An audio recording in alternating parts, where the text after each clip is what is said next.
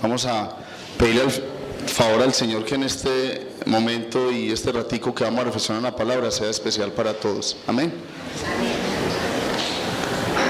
Bueno, Señor, queremos en esta mañana agradecerte por la misericordia tuya que es nueva, pero también por la oportunidad y ese privilegio maravilloso de escuchar tu palabra.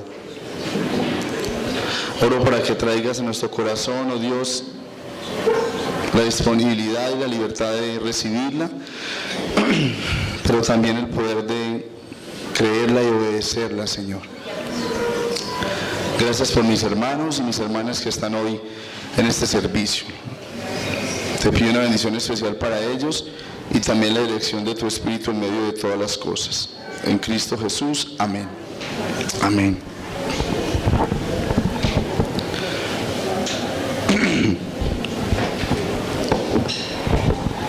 ¿Cuántos de ustedes en algún momento, en alguna circunstancia de la vida o en alguna situación que hayan vivido, se han sentido como que no han tenido el reconocimiento de algo por parte de alguien que usted cree que se lo ha merecido? Sin hablar de vanidad, solamente porque uno sabe que ha hecho las cosas bien y espera que sean reconocidas. ¿A quién le ha pasado eso? Que de pronto ha hecho cosas y no ha sentido que ha sido o no ha tenido el reconocimiento que esperaba tener. A mí me ha pasado. Cierto, es complicado porque uno hace las cosas bien hechas y puede que no las haga simplemente por querer obtener reconocimiento, pero uno se ve que como resultado de hacer las cosas bien hechas, uno espera que sea evidente que esas cosas sean reconocidas, ¿cierto? Y vienen sentimientos difíciles, ¿o no? Yo estoy en un taller de pintura, de pintar puertas y real, no, mentira, de pintura, que me gusta la pintura. Y estábamos estudiando unos pintores del Renacimiento, del siglo XVI al siglo XVIII, y varios de los pintores obtuvieron su reconocimiento después de que ya fallecieron, porque entre ellos se manejaba mucha envidia. Entonces no se reconocían las pinturas en la calidad que eran, porque había otros pintores que trataban de influenciar para que no se reconocieran. Pero pensando en nosotros, pensando en usted y yo como empleados, es difícil cuando usted hace su labor bien hecha, cuando inclusive usted considera que su labor está mejor hecha que la de otros y aún así el reconocimiento a su vida no le llega. Y puede que no sea un reconocimiento monetario, un ascenso, un mejor sueldo, pero simplemente unas palabras de decirle: como lo hiciste de bien, te felicito, qué bueno como lo estás haciendo. Y no vienen esas palabras.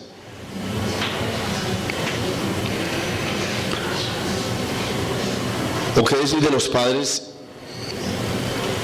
y en especial las madres, que se esmeran tanto por unos hijos, luchan por esos hijos, les brindan la ayuda, oran por ellos, le dan testimonio y nunca han recibido de parte de esos hijos un reconocimiento?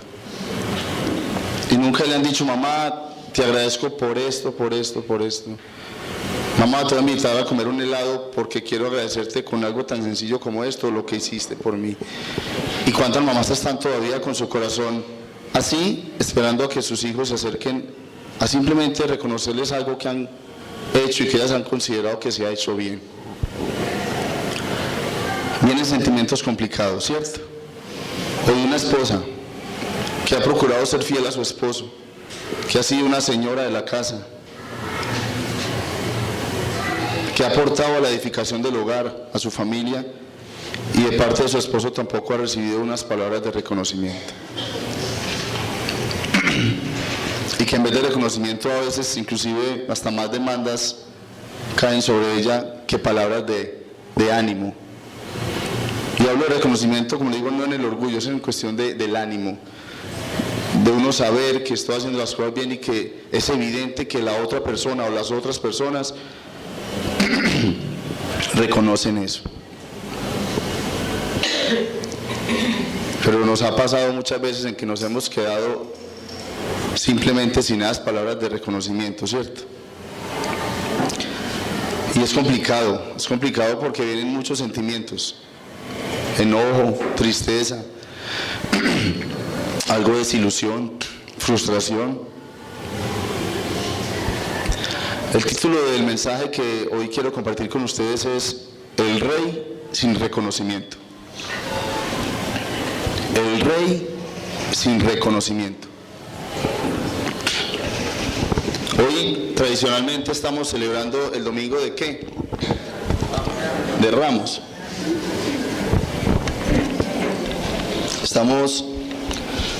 La sociedad celebra, conmemora la entrada triunfal de Jesús. ¿A dónde? A Jerusalén. Y yo les invito a que abramos el libro de Lucas, la epístola de Lucas, en el Evangelio según San Lucas, capítulo 19, versículos 28 al 44. Y le voy a pedir el favor a alguien si lo puede leer claro y pausadamente ese texto, ese pasaje. Lucas capítulo 19, versículos 28 al 44. La persona que me quiera colaborar y tenga misericordia de mi garganta puede colocarse en pie y leer ese pasaje. Dale, Carlitos. Gracias. Habiendo dicho esto, iba adelante, subiendo hacia Jerusalén. Y aconteció que cuando se acercó a Betfagé y a Betania, cerca del monte que se llama de los Olivos, envió a 2 de los discípulos, diciendo: id a la aldea que está enfrente, en la cual al entrar encontraréis un pollino atado, sobre el cual nunca se ha montado nadie. Desatadlo y traedlo. Y si alguien os pregunta: ¿por qué lo desatáis? De esta manera hablaréis: porque el Señor lo necesita. Entonces los enviados fueron y lo encontraron, como él les había dicho. Mientras desataban el pollino, sus dueños les dijeron: ¿por qué desatáis el pollino?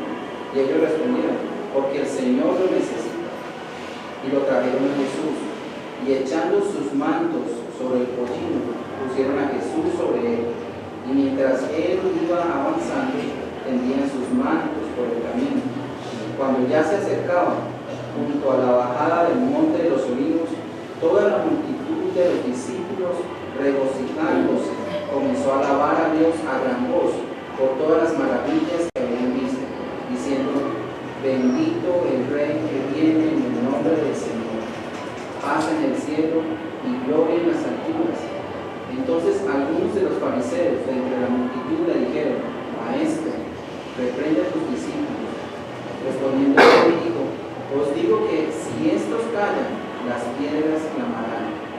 Cuando se acercó, al ver la ciudad, lloró sobre ella, diciendo: si tú también hubieras sabido en este día lo que conduce a la paz, pero ahora está oculto a tus ojos. Porque sobre ti vendrán días cuando tus enemigos echarán terraplenes delante de ti, te sitiarán y te acosarán por todas partes, y te derribarán a tierra y a tus hijos dentro de ti, y no dejarán en ti piedra sobre piedra, porque no conociste el tiempo de tu visitación. La nueva versión internacional dice: porque no reconociste el tiempo de la venida del Hijo de Dios, ¿cierto? Estamos hablando de reconocimientos que no se han obtenido, de no recibidos. Y este pasaje, lo primero que podemos decir es que es el cumplimiento de una promesa. Aquí, una vez más en Jesús, se está dando el cumplimiento de ¿qué? De una profecía. La profecía se encuentra en Zacarías 9:9. Dice: alégrate mucho, hija de Sión, da voces de júbilo, hija de Jerusalén. He aquí tu rey vendrá sobre ti, justo y salvador, humilde y cabalgando sobre un asno, sobre un pollino, hijo de asna. Esa es la promesa que se había hecho tiempo antes y ahora se está cumpliendo. ¿En qué? En Jesús. La promesa, esa profecía dada por Zacarías en el capítulo 9, versículo 9, dando a entender los detalles de la entrada, como dicen en algunas Biblias, triunfal de Jesús a Jerusalén. Y yo quise mirar algunos detalles de allí. Son algunos detalles que me parecieron interesantes y quiero hacer énfasis en uno de esos, que es el último detalle. Pero entonces, para que nos paremos en un contexto bien claro de todo este pasaje, vamos a mirar esos detalles. El primero de ellos, Ricardo, si me lo regalas. No, el primero. Listo. Pero antes del detalle yo quiero mencionar algo. Si usted lee el capítulo 19, desde el versículo 1, usted se da cuenta que antes de esta cena hay una parábola, y es la parábola de las 10 minas, ¿cierto?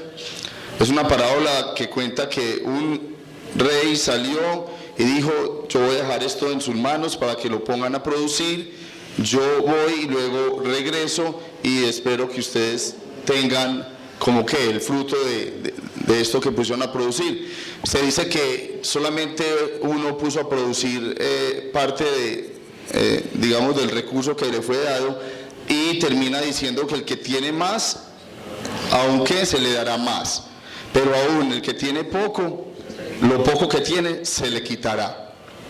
Esa parábola está enmarcando, está como dando la introducción a lo que iba a vivir Jesús en Jerusalén a partir de este momento.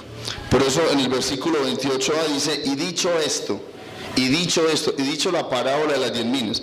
También tiene varias similitudes a la parábola de los talentos, en Mateo 25, 14 al 30.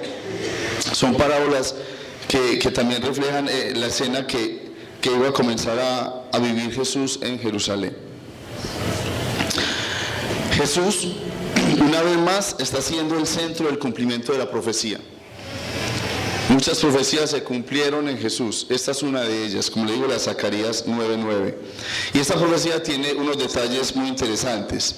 El primer detalle que quiero que miremos, como les digo, voy a hacer énfasis en uno, pero quiero mencionar estos otros, es el detalle de la realeza. Solamente el primero, Ricky, por favor. El detalle de la realeza. En su tiempo acostumbraban los reyes, cada que iban a hacer una entrada triunfal, después de una batalla o a tomar posesión de un territorio, ellos entraban cabalgando sobre un caballo portentoso, grande, majestuoso, ¿sí? Con una buena vestidura, un buen apero. El apero es como los atavíos o el equipamiento que lleva el caballo, y una vestidura real.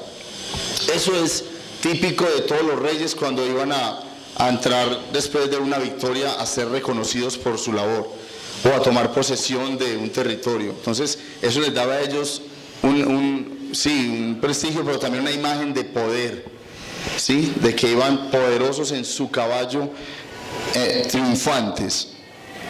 Es el detalle de la realeza que vemos acá, es que Jesús opta por entrar de otra manera, por entrar a su manera. No por entrar en un caballo majestuoso, grande, donde todos los estamentos políticos, sociales están dándole la calle de honor. Él opta por entrar en un pollino. Un pollino es como un burrito pequeño. Él opta por entrar montado en un pollino. No era el animal que escogería normalmente un rey, ¿cierto que no? Pues usted me dice, un rey, no, dentro de todos los caballos, no, deme ese pollino. No, porque él de entrada quería impresionar, quería mostrar esa imagen de victoria, y una de las cosas que caracterizaba a un rey era un buen caballo, y eso era muy particular de su época. Entonces, como les digo, el pollino fue el animal escogido por Jesús. Eso no se veía muy bien para el preámbulo de un reinado terrenal, ¿cierto que no? No sería como la mejor imagen, pero era lo que Jesús exactamente necesitaba. Era lo que exactamente Jesús necesitaba para empezar a entrar en esa última etapa de su ministerio. Era mostrar desde esa entrada, de una manera casi que atípica, la entrada del detalle de la realeza, de esa manera. Hay otro detalle, es el detalle de la soberanía y la omnisciencia. Algunos comentarios dicen, ustedes ven el texto en versículo 30 y 31, que Jesús le dijo a dos discípulos: vayan y allá hay un pollino, vayan y desátenlo, si le preguntan que para dónde, por qué lo desatan, díganle que es que el Señor lo necesita. Exactamente así sucedió. Los dos discípulos fueron, encontraron el pollino atado, apenas lo estaban desatando, dice que los dueños le preguntaron, ¿y por qué lo están desatando? Y ellos le respondieron, porque el Señor lo necesita. Entonces este detalle de la omnisciencia y la soberanía da a entender el conocimiento de Dios de las circunstancias, conocimiento, perdón, de Jesús de las circunstancias, pero también la autoridad, ¿sí? Esa soberanía, porque uno ve que los dueños del pollino no prestaron o no se presentaron, digamos, en oposición a prestarle el pollino a Jesús. Efectivamente le prestaron el pollino sin ninguna oposición, y tal cual como lo había dicho Jesús, así lo encontraron los dos discípulos. También hay un detalle de humildad. Y aquí hay una imagen, Ricardo, hay una imagen que solamente para que ilustremos un poquito este detalle. Aquí a mi mano, a este lado izquierdo, hay un caballo grande con un personaje más bien pequeño montado allí. Ese personaje es una pintura de Napoleón. Se dice que Napoleón siempre montaba su caballo y lo montaba de una manera en cuanto a su grandeza el caballo, porque él era pequeño. Napoleón era de estatura pequeña y el caballo de él sobresalía sobre los demás caballos. Y lo quiero colocar hablando del detalle de la humildad, es que en comparación al pollino que escogió Jesús, si bien un rey escogería el mejor caballo con el mejor fenotipo, a mí me encantan los caballos y me gusta mucho, y voy a la exposición de caballos, me gusta eso. Tengo amigos que tienen caballos y conocí un caballo que vale 5.000 millones de pesos, se llama Prodigio. Es un semental que da 60 millones de pesos cada 8 días en Saltos, se llama eso. Yo lo vi ahí, lo vi montar, lo toqué, lo acaricié y me pareció muy bonito. Y los que son de la costa, ¿cuánto puede costar un pollino? Esos que uno ve amarrados para en carretera al bordo, que le da uno miedo de que se tiren. ¿Cuánto puede costar un pollino de esos o un burrito? ¿Cuánto? No, de la costa. ¿10.000 pesos? No, tampoco. No, esos son amarrados, no son botados, ellos lo amarran ahí. Se llaman los burros suicidas. No, pero verdad, ¿cuánto puede costar un burrito? ¿Para 200.000 pesos? ¿O qué? ¿De la costa? ¿Quién es? ¿Cuánto, mi hermano? 300. Y eso medio, ¿sí o no? Es solamente para que miremos, estamos hablando del detalle de humildad. En ese detalle, por pequeño que sea, estaba dando a entender Jesús cuál era su verdadero propósito y dónde iba a establecer su reinado. ¿Dónde estaba su reinado? A él no le interesaba entrar en el caballo más majestuoso, más poderoso. Como le digo, Napoleón siempre escogió el caballo más grande porque él era pequeño, de modo que se viera así importante. A Jesús, el propósito de Jesús no era mostrar su poderío terrenal. Y en detalles como esto, él quiso mostrar que él tenía un reinado de humildad también. Y escogió un pollino. Dice que el pollino ni siquiera tenía montura. Hay monturas costosas. Hay monturas de cuero muy costosas, muy hermosas. Se dice que una de las más costosas son las mexicanas. Y dice que la montura que tuvo este pollino era el manto de Jesús. No había ni siquiera montura para ese rey. La montura que utilizó ese rey para ese pollino era el manto. Dice que le colocaron el manto por comodidad. Me imagino pues que esa columna de ese animal debe ser, si no tiene un buen... Sí, eso es una cosa insoportable. Le colocaron ahí su manto y se montó sobre el manto y sobre ese pollino.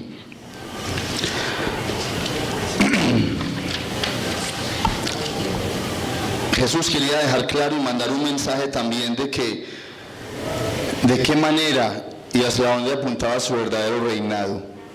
Y pensando en esto, yo me acuerdo de un sueño que tuve un día y me levanté y le dije a mi esposa: imagínate, amor, que soñé que venía un jinete en un caballo blanco con una espada grandísima y un caballo resplandeciente blanco, pero era una cosa hermosa, grandísima. Y es lo que dice en Apocalipsis 19:11, que mire el contraste, mientras él entraba a Jerusalén en un pollino sencillo, humilde, dice que él vendrá con espada a juzgar las naciones, montado ¿en qué? En un caballo blanco. Ya va a ser un caballo, no va a ser un pollino, ya va a ser un caballo donde ahí sí él está mostrando que viene con toda autoridad a juzgar. El otro detalle, Ricardo, es el detalle de la santidad y de la pureza. Dice el versículo 30 que este pollino debía ser un pollino ¿qué? En el versículo 30, miren, que no hubiera sido montado, que no hubiera sido sometido a carga, que no hubiera sido sometido a trabajo. Ese detalle también denota que el reinado de Jesús era un reinado fundamentado en la santidad y en la pureza. ¿Se acuerdan ustedes cuando Jesús murió también, que la tumba donde fue enterrado era una tumba donde nadie más había sido enterrado? Dice Lucas 23:53. Era una tumba que no había sido utilizada por otro cadáver. Allí fue donde fue llevado el cuerpo de Jesús. Podríamos decir una tumba virgen, ¿cierto? Nueva. Y eso mismo pasó de entrada aquí a Jerusalén. Él quería mostrar desde su entrada hasta su salida que su reinado se fundamentaba en la santidad, en la pureza. Por eso él dijo que el pollino no haya sido montado. Son detalles que estamos mencionando. Hay un detalle también salvífico y es el versículo 37. El texto nos dice que sus discípulos le alababan y se entusiasmaron. ¿Por qué dice el texto eso? Ahí dice, porque habían visto ¿qué? Versículo 37. Por todas las maravillas que habían visto que él había hecho. Si usted mira no solo el capítulo 19, sino el 18 y 17, y a lo largo del Evangelio de Lucas, usted mira que hay milagros realizados por Jesús, que hay actos sobrenaturales realizados por Jesús. Y ellos vieron llegar a ese hombre que había hecho esos milagros y esos actos poderosos y sobrenaturales, y les motivó a ¿qué? A alabarle, ¿cierto? Estaban muy entusiasmados porque ellos dijeron, este es el que necesitamos. Y no solamente ellos estaban pensando en que ya llegó el rey que necesitábamos para ayudarnos y para obtener beneficios sobrenaturales con milagros como los que ha hecho, sino porque este rey también nos va a ayudar políticamente a salir del yugo con el cual el pueblo se encontraba por parte de Roma. Y ellos no entendían que la salvación que les venía no era una salvación política, no era una ayuda socioeconómica que quería dar Jesús en ese momento al pueblo. Pero ellos vieron, en ese momento estaban ignorando, pero estaban cautivados porque dijeron, bueno, no solamente vamos a tener un rey que políticamente nos va a ayudar y nos va a sacar de la esclavitud del Imperio Romano, sino que también tiene poder para bendecir a su pueblo con milagros y con obras. Y eso para ellos era maravilloso, ¿cierto? Completico, este rey que viene es completo. Tiene poderes sobrenaturales, pero también va a tener un poder político para ayudarnos. Eso era lo que creía el pueblo. Ellos creían que todos esos beneficios iban a favor de ellos, ¿cierto? Pero no era lo que precisamente Jesús tenía en mente. No era la clase de salvación a la cual Jesús se refería y la cual Jesús estaba preparando para ellos. La salvación que Jesús estaba preparando para ellos y que quería realmente darles era una salvación que no se podía obtener por ningún otro medio, ni por el político, ni por el militar, ni por el civil, por ninguno. Que era una salvación ¿de qué? De la paga del pecado. Era la salvación de la condenación eterna. Y el pueblo ignoraba eso. El pueblo ignoraba eso. Inclusive sus discípulos no entendieron eso hasta más adelante. Y no, hasta este momento no estaban reconociendo el verdadero rey que estaban, entre comillas, dándole la entrada triunfal. Yo pensaba, ¿por qué a uno no le dan el reconocimiento que muchas veces uno considera que es correcto recibir? Y yo reflexioné y pensé que habían dos motivos para eso. El primero era por envidia y el segundo era por ignorancia. Y estos dos motivos estaban reflejados en estas circunstancias que estaba viviendo Jesús. Por envidia de la clase política y religiosa, fariseos y saduceos, pero también ignorancia de un pueblo que teniendo las escrituras no estaba reconociendo el Mesías, sino que seguían ellos mirando la historia desde la óptica que ellos querían verla. Solamente viendo ellos la necesidad de querer ser libres de manera terrenal y olvidándose que el Mesías tenía un propósito mucho más grande y más eterno, que era la salvación. Y así pasamos al último detalle, que es el detalle profético, sobre el cual quiero hacer un poquito más de énfasis.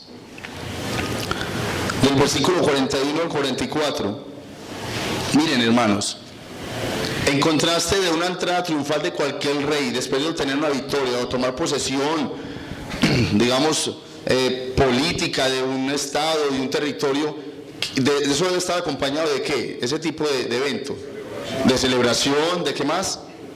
De alegría, sí, de fiesta, de pompa, de un montón de ¿qué digo yo? De detalles que se hacen. En contraste a eso, cuando a un rey, o en este caso al rey de reyes, no se le hizo el reconocimiento que merecía, dice que toda esa entrada triunfal estuvo acompañada de tristeza y llanto. De tristeza y llanto. Miren como dice el versículo 41 al 44. Cuando llegó cerca de la ciudad, al verla, lloró sobre ella. Ellos estaban en el monte de los olivos, iban bajando, la gente le estaba tirando mantos, ramas de árboles, sí, y el pollino iba bajando con Jesús encima. Y cuando apenas Jesús empezó a llegar a Jerusalén, dice que fue tal la conmoción de su corazón que se entristeció en gran manera y lloró. Yo investigué un poquito sobre ese llanto y decía que no era un llanto pasivo, que era un gemido a grandes voces.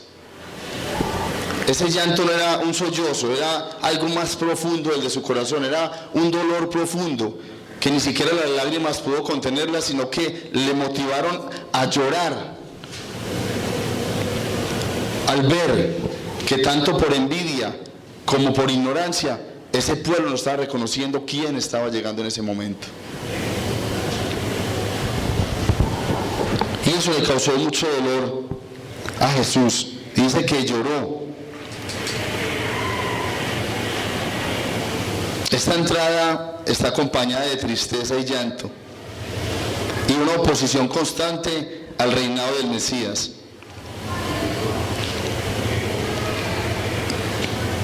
Ellos le rechazaron de tal forma a este Mesías, ¿sí?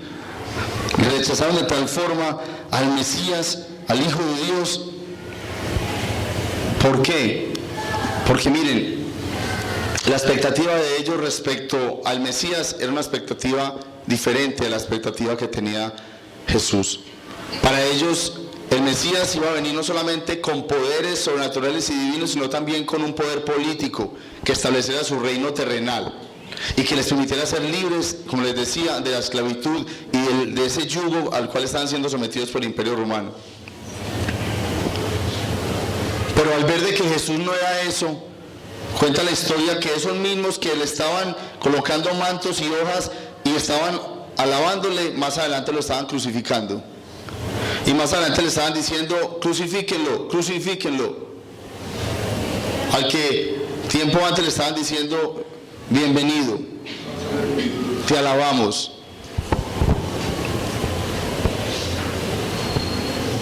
Y uno mira la historia desde ese punto de vista, y es que cuando la expectativa del ser humano no está conforme a la expectativa de Dios, usted, inclusive Dios mismo, le va a parecer insuficiente. Lo repito, cuando mi expectativa, cuando mis necesidades, cuando mis anhelos no son suplidos conforme a mis deseos, aún el mismo Dios Todopoderoso para mí puede llegar a ser insuficiente. Y eso es lo que muestra el pueblo, que al Mesías lo rechazaron, porque las expectativas que ellos tenían del Mesías no eran las expectativas que ellos habían recibido de parte de Jesús, y por eso le dijeron, no nos sirve, este no nos sirve, crucifíquelo, no nos sirve, este no es lo que esperábamos.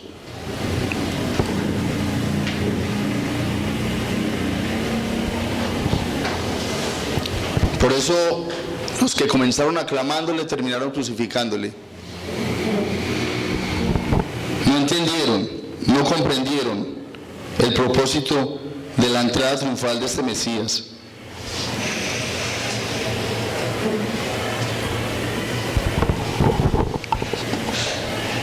Permítanme, vamos a una aplicación.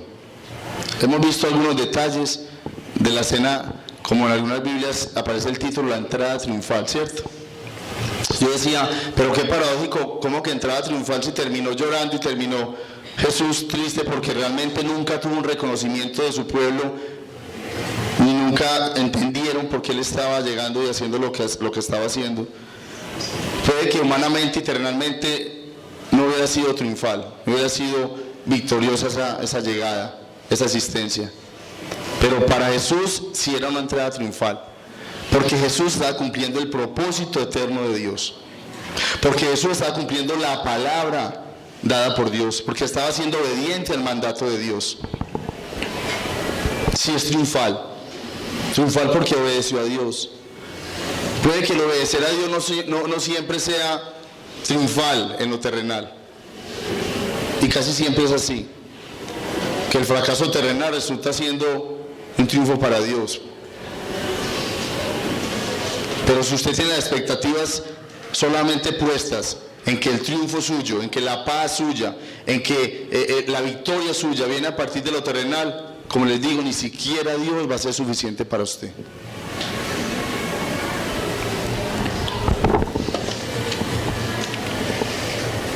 En cuanto a la aplicación, quiero decirles que Jesús sigue siendo el mismo de ayer, de hoy y de siempre. Él sigue siendo el Rey de Reyes y el Señor de Señores. Él nunca ha dejado de ser, tenga o no tenga su reconocimiento. Quiera o no quiera usted reconocerle, Él sigue siendo el Rey de Reyes y el Señor de Señores. Lo dice su palabra, lo dicen los hechos, a través de la historia, el cumplimiento de esos hechos. Él sigue siendo soberano a lo largo de la historia. Él es soberano sobre un pollino y es soberano sobre toda su creación.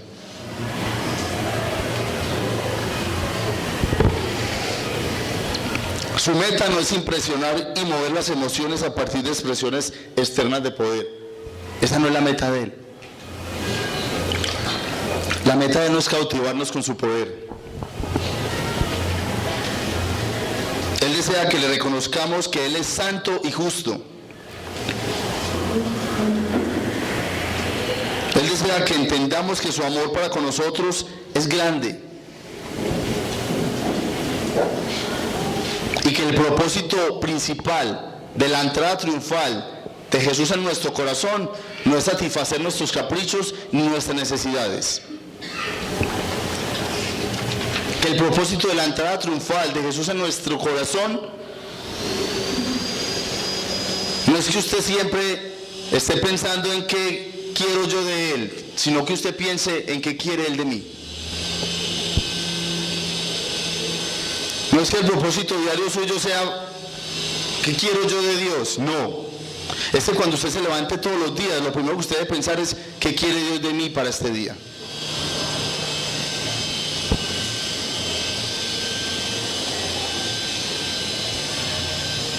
¿Qué es lo que verdaderamente necesito de ese Rey de Reyes y Señor de Señores?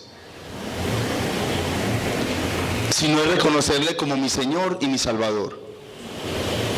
El pueblo estaba cautivado por las obras, por los milagros, pero habían aún expectativas terrenales que ellos no, o más bien a ellos no le fueron suplidas, porque no era el plan de Dios, no era el propósito de Dios de esa manera.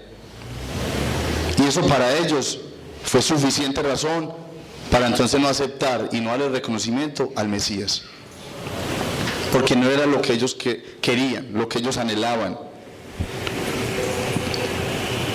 Él no desea que solo nos entusiasmemos con su presencia en nosotros, ¿cierto? Y que nos maravillemos y nos exaltemos y que vivamos de emociones frente a momentos, eventos, actividades, circunstancias. Él quiere que le reconozcamos todos los días de nuestra vida y que seamos obedientes a su palabra. Él no simplemente quiere la calle de honor, Él quiere el corazón obediente. Él no simplemente quiere las ramas en el piso y el manto para que pase Él con el pollino. Él quiere que ese reconocimiento no sea de momento, sino que sea constante, todos los días. Todos los días.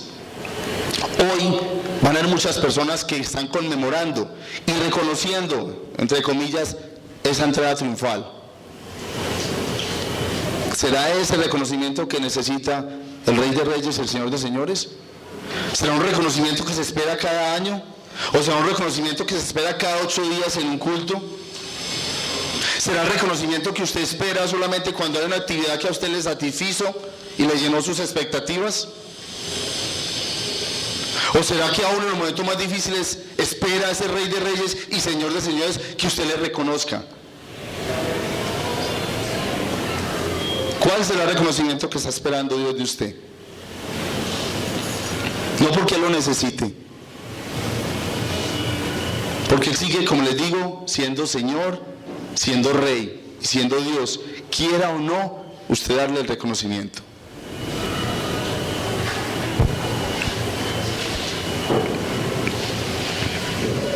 Él no quiere que nos acontezca como el pueblo, como en Jerusalén, que no recibieron la paz que viene de Dios por pensar que la paz venía por otros medios. Miren cómo dice el versículo 42, diciendo, decía, si también tú conocieses a lo menos a tu día lo que es para tu paz. Está diciendo Jesús, si ustedes al menos comprendieran de dónde viene la paz que ustedes necesitan. El pueblo creía que la paz iba a venir si ellos se liberaban del yugo de esclavitud al cual estaba siendo sometido por el Imperio Romano, si dejaban de pagar impuestos, si empezaban ellos a tomar el dominio de su gobierno, si gobernaban ellos mismos, si cualquier legislación romana ya no tenía influencia sobre ellos, sino que eran independientes. Ellos pensaban que así iba a venir la paz. Y les dice Jesús, si ustedes comprendieran de dónde viene la paz.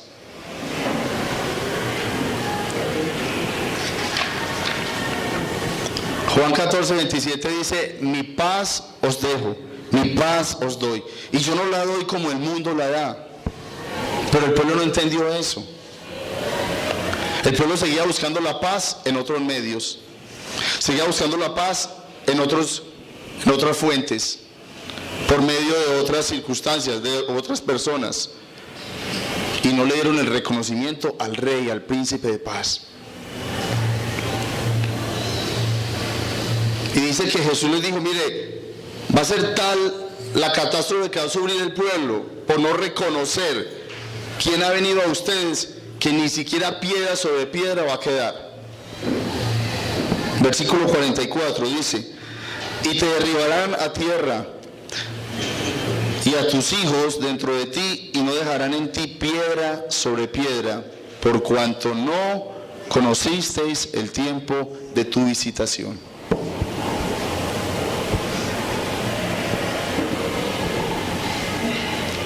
La humanidad procura buscar la paz en cualquier cosa, menos en Dios. Y estamos con expectativas de quién va a ser el presidente de Colombia en este tiempo.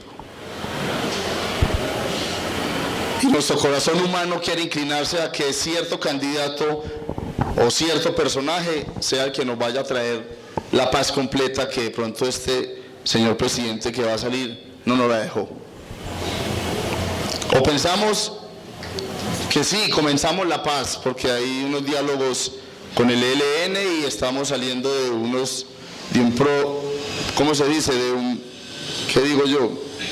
de algo que se pudo hacer con la FARC. Estaba viendo en estos días un dato que me preocupó muchísimo. Más de 1.500 disidentes de la FARC están conformando bandas delincuenciales y están retomando el dominio de territorios que son muy propicios para el transporte de cocaína. son disidencias. De eso el gobierno no está diciendo nada. Si usted y yo creemos que la paz viene por mano de hombre, estamos equivocados. La paz viene cuando usted y yo le damos el reconocimiento al Rey de Reyes y al Señor de Señores con la entrada triunfal en nuestro corazón. Si usted no tiene al Señor Jesús en su corazón, usted está lejos de experimentar la paz que sobrepasa todo entendimiento. Y va a morir usted buscando la paz en su trabajo, en su dinero, en su familia, en sus hijos, en sus bienes, y no lo va a lograr. Y va a ser mayor la frustración. Pensando en el versículo 42, les quiero hacer unas preguntas a ustedes. Yo me las hice. No les voy a decir mi respuesta, pero me las hice. ¿Qué deseo insatisfecho ha motivado que usted ya no celebre la entrada triunfal de Jesús en su vida? Como el pueblo vio que los deseos políticos, sociales y económicos que él tenía no fueron satisfechos por ese Mesías que ellos esperaban, lo desecharon. Sí, lo relegaron, lo despreciaron. Y la pregunta para usted y para mí hoy es: ¿qué deseo insatisfecho en su vida le ha hecho pensar o le ha motivado a decir no vale la pena seguir adelante, no vale la pena seguir con Jesús? Si usted es de los que se maravilla, se emociona y se cautiva por el poder de Dios, usted también debe ser consciente de que debe cautivarse por el amor diario que Él le tiene al tener misericordia todos los días de usted, al ser el fiel todos los días a pesar de su infidelidad. Y eso debe ser motivo para usted permanecer en Él. Que es que no he recibido lo que tanto tiempo le vengo pidiendo. Ah, bueno, entonces esa es una necesidad insatisfecha que tú tienes. Si eso pesa demasiado, eso tarde o temprano va a ir inclinándote a que te alejes del Señor. Y yo he visto muchos jóvenes que tienen el deseo de su novia, de su esposa, pero como no entienden el propósito de Dios en sus vidas, no le dan reconocimiento a Dios en sus vidas, se inclinan a jovencitas o jovencitos no cristianos, porque es una necesidad insatisfecha que no me la ha suplido Él, yo la suplo, y al suplir esa necesidad yo me alejo. Y así, hombres y mujeres, no solamente jóvenes.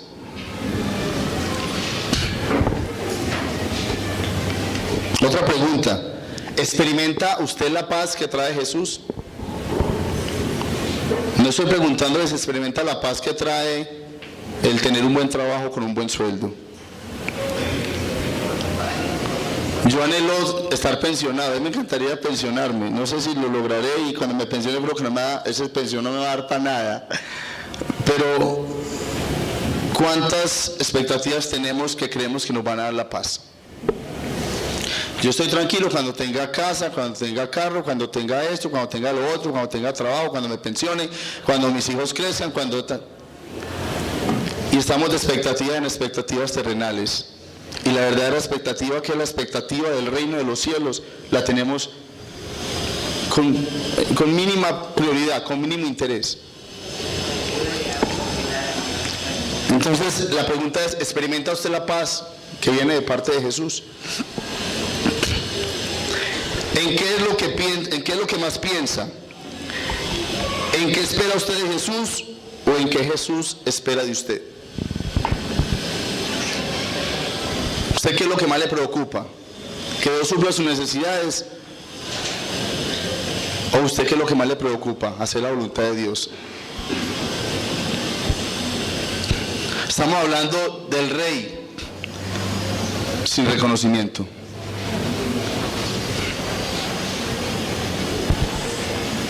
Estamos hablando del Rey de Reyes y Señor de Señores, que por ignorancia y por envidia su pueblo no le dio reconocimiento, pero que no dejó de ser Rey y no dejó de ser Señor. Y Él espera que usted y yo, a partir de hoy, empiece a darle reconocimiento en su vida. Tranquilo, Rubencho, está bien, ya voy a terminar. Gracias.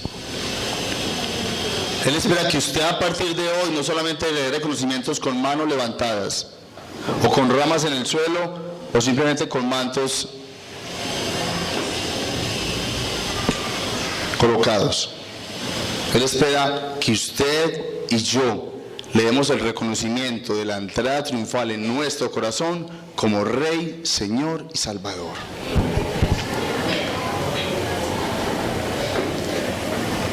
Yo no sé si aquí hay alguien que no ha aceptado a Cristo en su corazón. No sé si aquí alguno de los que hay allí sentados no ha reconocido en su vida la necesidad de Dios. Si es de los que ha creído que la paz la va a obtener por otros medios y que siente que Jesús no es suficiente para sus necesidades, yo quiero orar por usted. Y quiero decirle que usted necesita al Rey de Reyes y al Señor de Señores, que usted necesita hoy recibir la salvación de Cristo en su vida. Hoy usted debe reconocer y debe permitir que también entre triunfando en su corazón sobre el pecado y sobre sus deseos. Y esa necesidad que usted tiene y tenemos todos. Y en primera instancia yo quiero saber si hay alguien que no ha recibido al Señor Jesús en su corazón. ¿Hay alguien acá? ¿Alguien que nunca antes ha recibido a Cristo en su corazón? Si ya todos lo recibieron, la segunda invitación es la siguiente. Si usted ha luchado por darle reconocimiento a aquel que se lo merece, a su Señor, a su Creador, y aquí no le voy a pedir que levanten manos, pero sí le voy a pedir que cierren sus ojos y le digan a Dios que les ayude, porque muchas veces por sus deseos personales, egoístas o terrenales, usted ha dejado de darle reconocimiento al Rey de Reyes y al Señor de Señores, al que se lo merece. Cierra sus ojos y vamos a orar. Y vamos a pedirle al Señor que nos ayude no solamente a recordar un momento cada año, sino que en nuestra vida todos los días le dé reconocimiento al Rey que se lo merece. Amado Dios, gracias. Gracias porque en esta mañana, a través de este episodio de Lucas, nos has mostrado cosas muy interesantes, Señor, que tienen que ver alrededor de tu propósito eterno. Señor, de entrada te queremos pedir perdón porque muchas veces no te hemos dado el reconocimiento que te mereces, Señor. Y muchas veces hasta la gloria te hemos quitado. Ayúdanos a no maravillarnos solamente por tu poder, sino ayúdanos a rendirnos cada día y a ver el verdadero poder, Señor, en nuestra vida, al poder ser libres cada día, Señor, del pecado, al poder vivir en santidad, al poder andar correctamente, Señor, todos los días de nuestras vidas. Ayúdanos a obedecer tu palabra. Gracias te damos, oh Dios, porque lo que es imposible para el hombre es posible para ti. Y el agradarte a ti, Señor, solamente viene por medio de tu Espíritu Santo que nos ayuda. Nos colocamos pues en tus manos, Señor, y te damos gracias. En Cristo Jesús, amén.